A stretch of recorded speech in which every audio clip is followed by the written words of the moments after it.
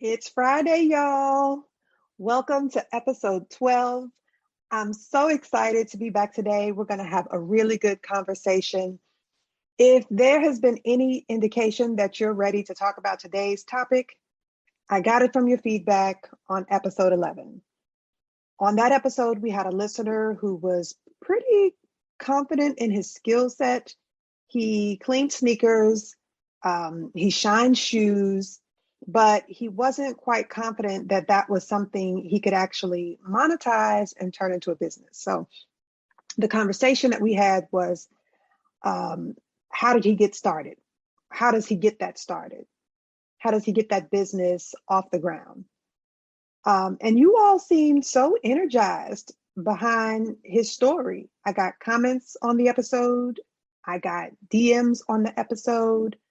I got even family members texting me, just people just wanting to see and hear what happens next with that listener. So that is what got me to thinking, what can I give to you all as some next steps?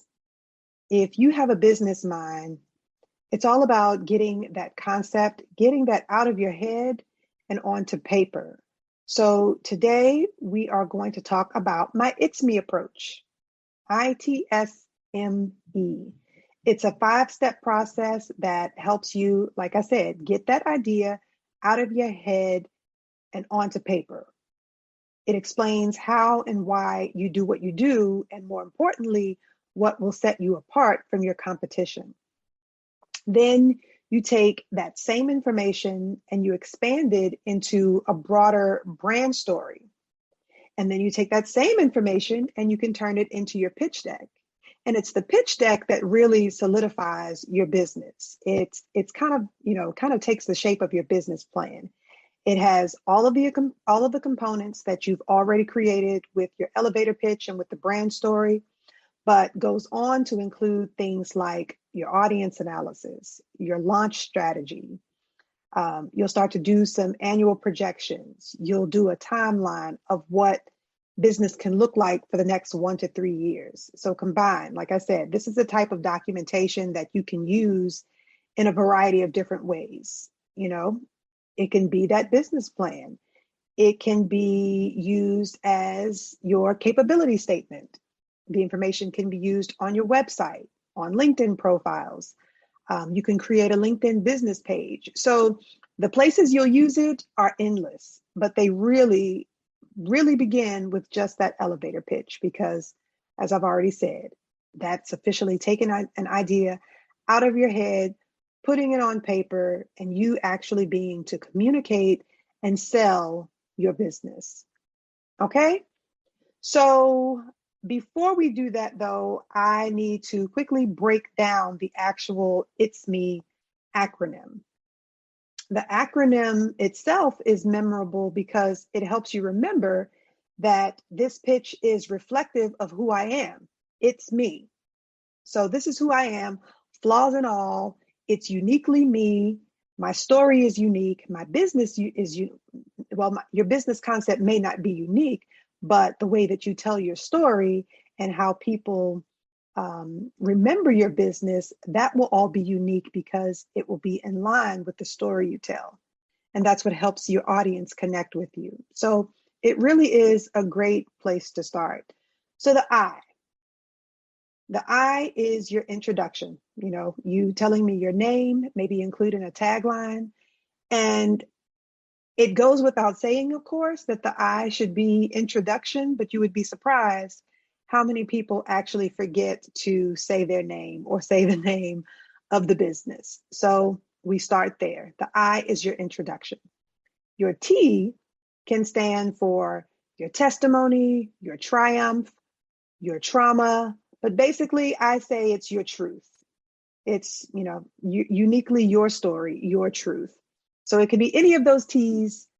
I'll use them interchangeably, but basically that's where you're going to introduce your background, something about your past that brought you to the work and the business that you do today, which takes us to the S, your solution. So the S is where you offer up your skill set as the solution to a problem. Sometimes it's the solution that came out of your own problem. This evolved out of your truth. But sometimes it's something about your truth and your past that pointed out that a solution was needed overall, for your audience. So either way, either talk about yourself as the solution, or you can talk about your unique skill set, the products and services you offer being the greater solution to a problem. The M is mastery. How you're mastering your craft. So you're going to talk about your special techniques and your credentials here. And the mastery is important because today, I always like to stress that what we've done in the past doesn't necessarily dictate what we do in the future. Some of you are making a career pivot. We've talked about that. You're introducing yourself to a new audience, to a new industry. You're going to be, pitching and promoting an entirely new skill set. And you have to talk about that mastery because you still have to sell yourself and you have to prove that you're a subject matter expert. So you have to talk about what makes you a credible subject matter expert in this area of your pitch. Okay. So what are you doing today to master your craft?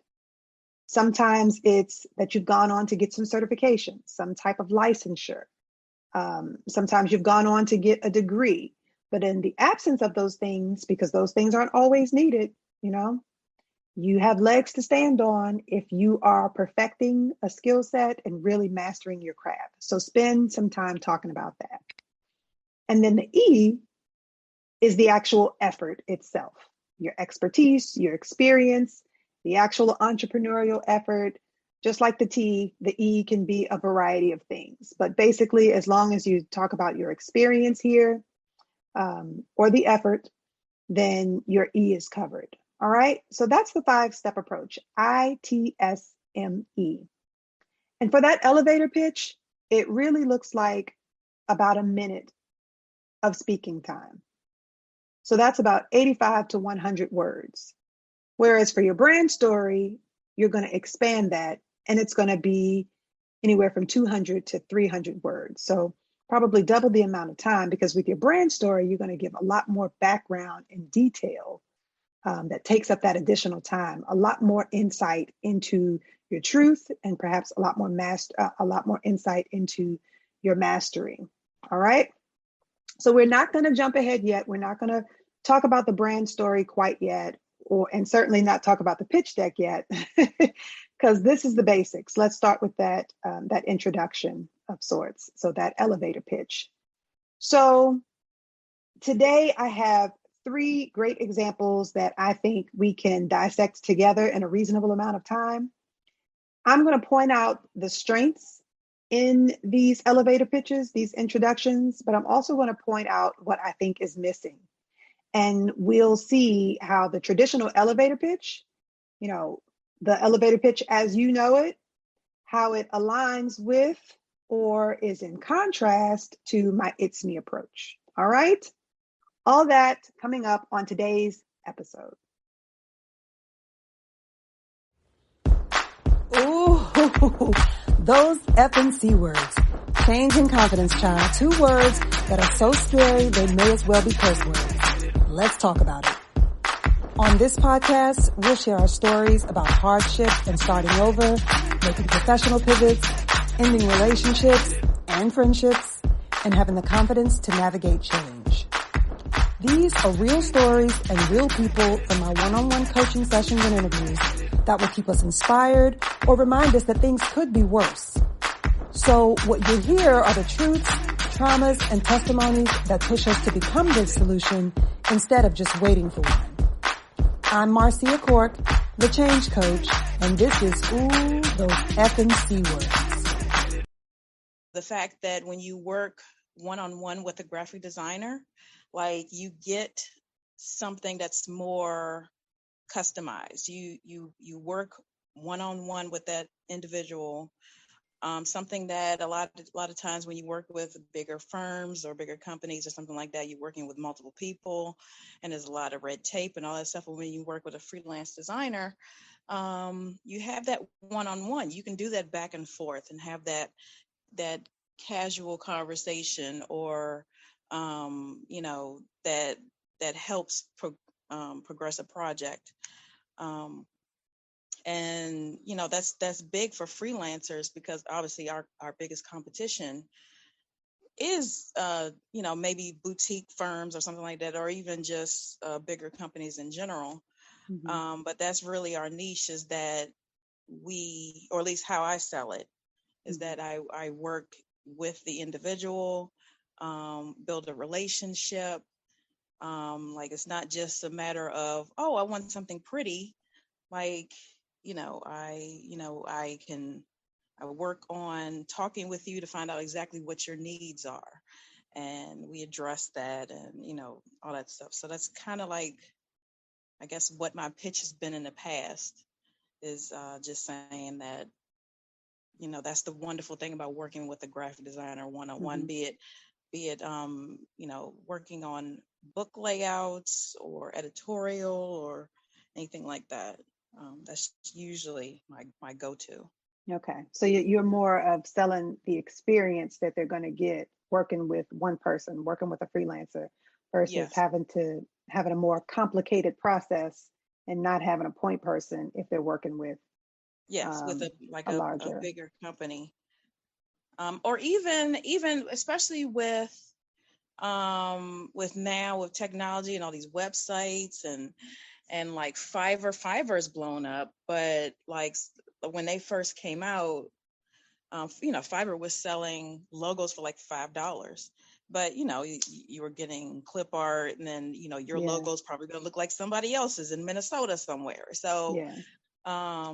so that was another aspect of it, like really having something that's customized, that's yours, not just something that somebody just picked out of a book and said, oh, here's some pretty colors for you. Like, there's actually Mm-hmm. strategy behind it. Okay. So do you find that it's more conversational? Would you say that you don't have something prepared? Because in those instances, it's usually built around a conversation. You're going to follow or respond according to what they say.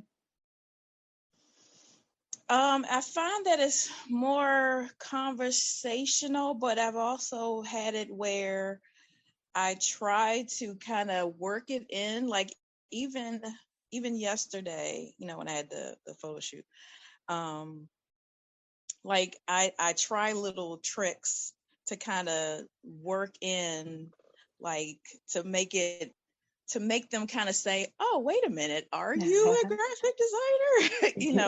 You're talking about lighting and yeah, like I'll share my expertise, or I'll make a comment or something like that. So it kind of works in my favor, so that way I feel like it's more conversational, not forced. okay. Yeah. So how did that go? How'd you work in that you were a graphic designer and sell yourself at the photo shoot? So yeah, like yesterday, I mean, I wasn't really pitching myself, but I did bring it up. Like, they were talking about, like, one of the models, like, she lost a button or something like that on her outfit. And she made the comment, she's like, oh, I lost a button. I was like, oh, they can Photoshop it in. And so normally, yes, everyone knows Photoshop, but then I took it a step further, and I said, well, you can do the automatic save, and that'll do it for all her, because he was saying that she obviously, when you're doing a photo shoot, you're going to do like multiple pictures, but Mm-hmm. there's an option where you can do an automatic save for Photoshop. And so that's not something that's like privy to, regular people. That's something that, Mm-hmm. so that prompted him to say, oh, Mm-hmm. how do you know that? And I said, oh, I'm a graphic designer, and blah, blah. So in that particular case, I wasn't necessarily pitching myself, but then I also, that also lends itself to them, getting on my IG. Like this morning, one of the photographers got on my IG. So, so yeah, like like last night wasn't a pitch, but it's still, again, like it still Mm-hmm. kind of builds on to something possibly in the future. Yeah, that's a good approach. Okay, Yeah. awesome. All right. So as we can see, obviously, this is not a formal pitch. Okay. Instead, though, she's prepared to have a conversation with these somewhat pre-scripted talking points. So I like this example, and I think we can use it because in most cases, you won't run through your elevator pitch as one continuous, monologue. You probably won't always just say the whole thing outright. So this is a good example of how the elevator pitch transfers to conversations, to having these points scripted. It gives you that knowledge base to draw upon. So if you've been listening to the show, then you know about that knowledge base that I'm talking about, having content prepared that you can draw on from you when you need it. So that's what the elevator pitch is. It's something scripted that you create once and then use numerous times in a variety of different ways. So you can have these scripted talking points that you pull from. So they're going to be used out of order. It won't always be ITSME given in that order. And a little bit later, I'll even share my elevator pitch and my brand story so you can see how I use all the components of the ITSME approach, but not in that order. Okay. So you'll be able to run through all 5 components in a way that feels like conversation, like casual banter, in a real scenario. So here's what I like about her approach to introducing herself and just talking about herself and her skill set in general. Number one, she's always selling. So, she takes every opportunity to work in a conversation about being a freelancer, being a graphic designer, and her niche. So she's weaving her experience, mastery, and credibility into the conversation. So the E is there, the M is there. Did you guys hear that? She mentions her knowledge of the Photoshop features. She shares knowledge of how that situation with the model could be handled. All right. What is missing, though, is the background, the truth, the T from my ITSME approach. She doesn't really talk about her past. Now, we do hear a bit of how her skill set offers a solution, but not in a way that speaks to her past bringing her to the solution. So I'd really like to hear that because I think it'll be more effective in making both her and her skill set memorable. It would help for recall. It would maybe even be effective to use a customer's past experience in this case. Like, she mentions Fiverr. So maybe one of her customers has had a bad experience working with Fiverr or working with a larger agency, and that's, soiled their experience. So she could talk about how she empathized with them so much and what made her decide to really highlight her experience of offering this one-to-one solution. Can you hear that? Can you see the difference in how that really just changes the appeal of her service and makes people want to gravitate toward that really personalized experience with working with my freelancer one-to-one? You can see the difference in that appeal when you include some truth, some background, some personal story that shapes the way that you do business today. And then, of course, we don't hear an introduction. We don't hear her introduce herself, give her name, a tagline, or anything like that, because for this example, in these scenarios, she's already in the company of her audience, so to speak. So they're past the introduction stage. And we don't hear a call to action at the end. And I'm glad I need to point that out because the way that you close, I haven't really talked about the way that you close. When you talk about your business, when you talk about your experience, the actual entrepreneurial effort, you want to make sure there's some call to action as you wrap up that conversation. You want to tell them what to do next. You want to point out where they can find you. You want to give your contact information. Maybe you point them to social media profiles or to an email address. Maybe you give them a link to how to schedule a consultation, something like that. But you should always close out with some call to action. So for her, we want to, make sure she says something like, let's make sure we exchange contact information after this, or, and let me know if some of your customers need a consultation. I'd be glad to, coordinate a one-to-one with them, or maybe with the three of us. You see? So you definitely want to close that out with the introduction. All right. So this was a good example. So I probably should have did this example last because we can see how the components of the ITSME approach can be used, but how they can be used conversationally. All right. Okay, let's listen to another example. Do you have a child in grades K through 5 that, although he or she is a very smart, very bright child, very hard worker, continues to struggle with reading in the classroom?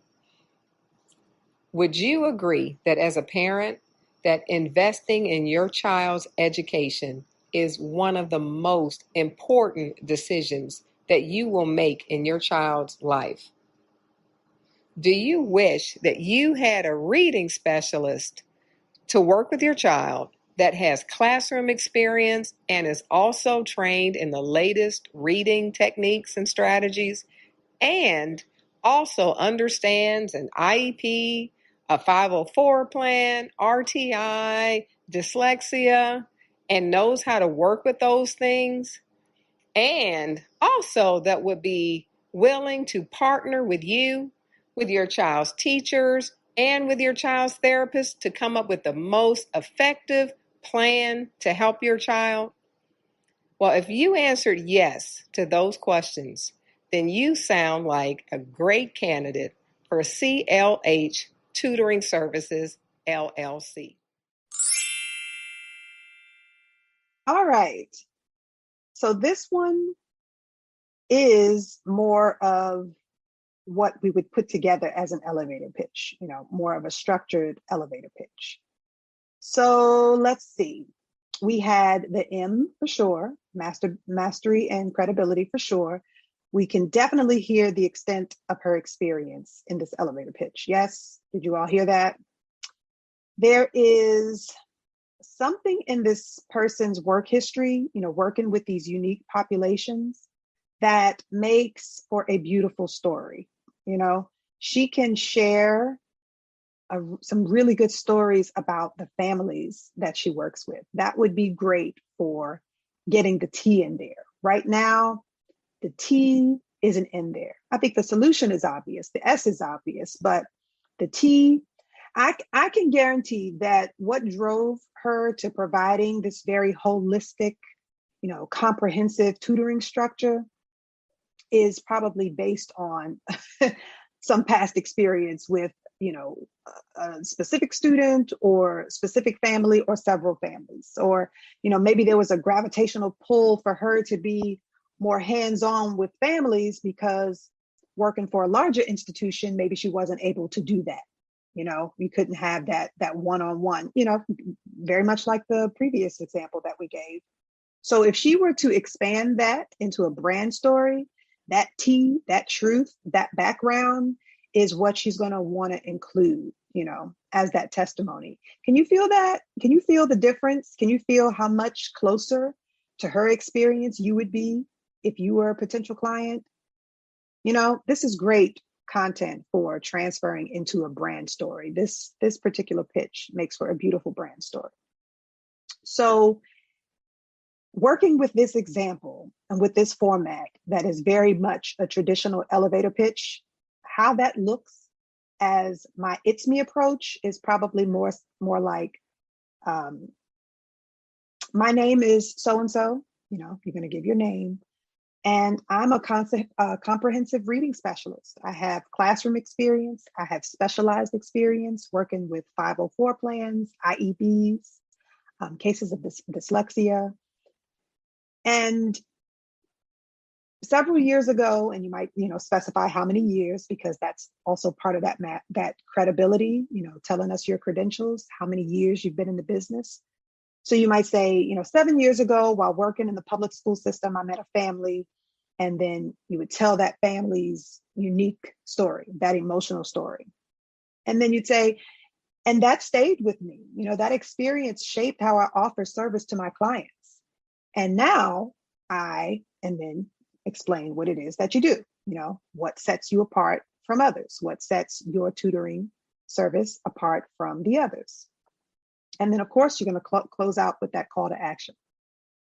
So call me at 1-2-3-4-5-6-7-8-9-0 to schedule your complimentary consultation and to book an assessment, or whatever her next steps would be. Okay. Do you hear that? Do you hear the difference and just how much more connected to that story you might be? All right. Let's listen to one more. I'm the president and CEO of K-Re Enterprise, LLC. We are a full-service design and build firm for residential construction. Our goal here at K-Re Enterprise is to provide quality architectural services for mid to lower income families who believe that they are not in the market for hiring a qualified architect to provide that design services for their renovations and new home projects. If you're looking for a great solution to build your new home or to renovate your existing home, please give us a call. K-Re Designs.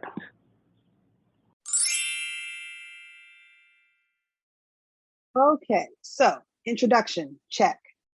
Says his name, says the name of the business. You all didn't hear the name because that part got edited out, but it's in there.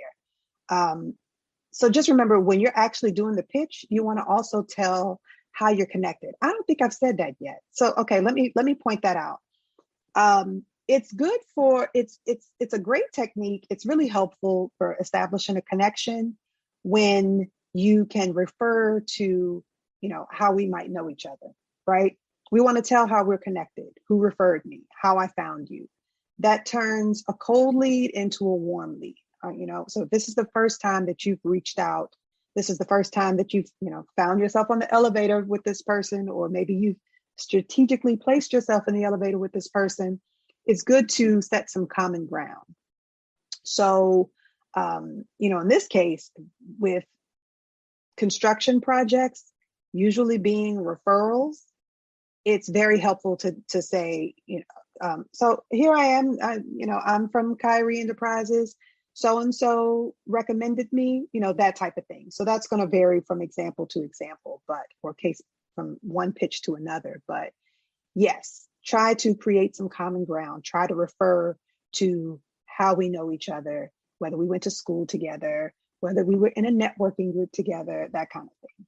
All right. So moving on. So we definitely do hear his E. We hear his experience and the actual enterprise. We hear a solution.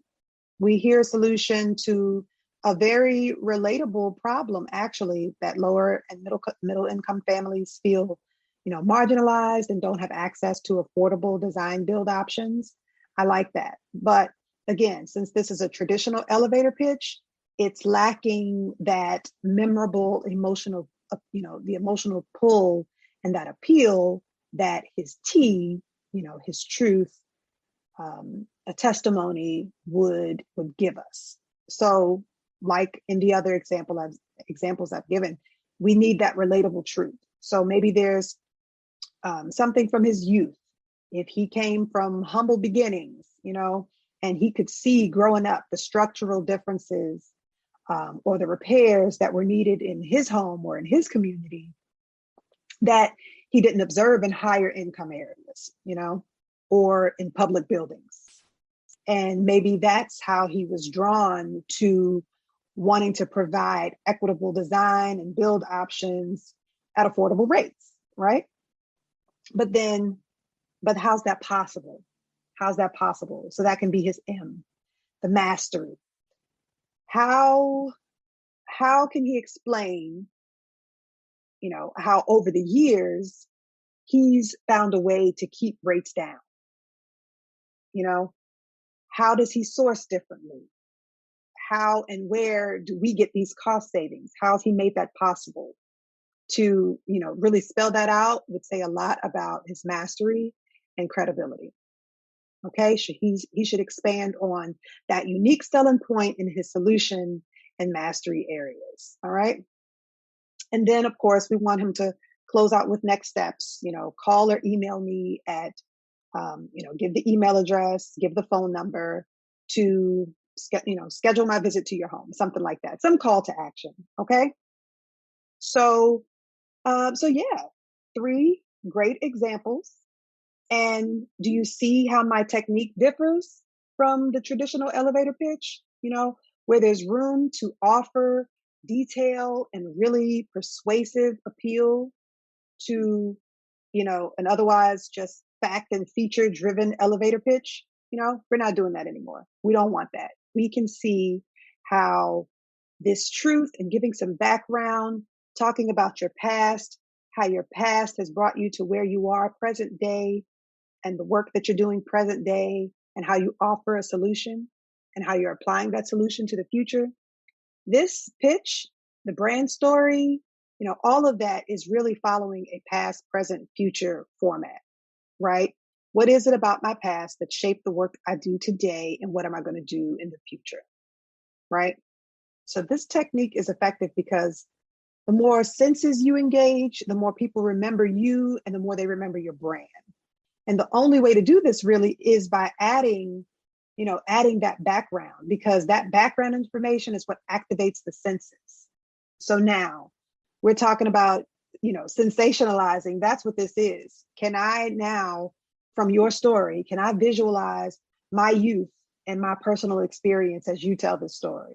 Okay. So from the examples that we give today, does it trigger a familiar smell that I remember, from the rundown corner store in my community?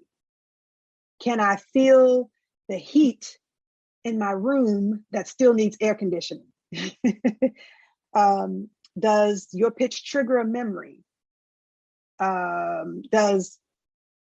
Is there a memory that I have of struggling while reading out loud, maybe feeling self-conscious or feeling judged by a classmate? Okay. When our reading specialist is giving her pitch, can I see my child struggling in this way? Is it taking me back to my own youth, seeing myself struggle? So, this is how this all comes together. And remember, the T in this process, that's really the hardest, but it's the most effective because it's precisely what's going to make you more memorable, right? And probably as I was telling those stories, you were probably visualizing, or maybe did visualize as we, were dissecting these elevator pitches, having some memory. So the sensationalizing, that works. It is a very effective appeal. And again, you only get that by telling a story. So talking about that truth and giving a testimony, some insight into your past. Okay. It's putting yourself out there and letting the people who connect with that story gravitate toward you and, become your new audience, your tribe. So I think this is a good place to stop. This is a long conversation, the ITSME approach, because it's a stackable technique that I applied to, so many different areas. So it's a long discussion. I think we're going to do this in 2 parts because I also want to talk about how we apply the same technique, the elevator pitches and brand stories, how we apply them to the traditional job hunting process, because we've really just been focusing on the entrepreneurial side. But yes, this applies to the traditional job hunting process as well. And I'm also going to talk about it from a more theoretical perspective about why the ITSME approach works. Okay. So in the meantime, send me your questions related to the ITSME approach. We can tackle them in a future episode of our Monday MC Q&A. Before we go, special shout outs to the entrepreneurs who shared their introductions today. I'll include some contact information in the show notes. And that's a wrap. Happy Friday, everyone. Get that business out of your head and on paper this weekend with the ITSME approach. And please reach out to me with questions. Let me know how this process is going for you. You can follow and DM me on Instagram and TikTok now at It's Marcia Core. And you can email me at marcia@marciacorp.com or click the link in the show notes to record that audio message I keep talking about. All right. See you on Monday, MCs. Bye.